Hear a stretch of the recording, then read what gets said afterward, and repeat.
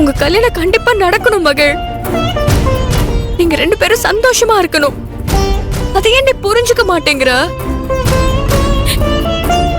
இங்க பாரு மகள், நான் சொல்றதை கேளு. நீ ஆதிக்கிட்ட பேசாம இப்படி அடம் பிடிக்கிறதுல சரியே இல்ல. பாவண்டி, அவன் ஏற்கனவே ரொம்ப பிரஷர்ல இருக்கான்.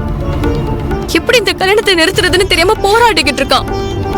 இந்த நேரத்துல நீ அவனுக்கு துணையா நிக்காம இப்படி அவன் மனசை கஷ்டப்படுத்துறியே.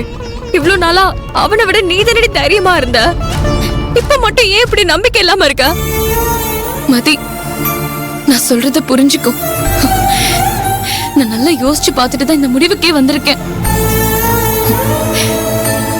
ஸ்வேதாவும் என்ன மாதிரி ஒரு பொண்ணு தானே. அவளும் சின்ன வயசுல இருந்தே ஆதிய கல்யாணம் பண்ணணுங்கிற கனவோட தானே இருக்கா. இப்ப அவளுக்கு கல்யாணம் நிச்சயமாகி பத்திரிக்கையும் அடிச்சுட்டாங்க.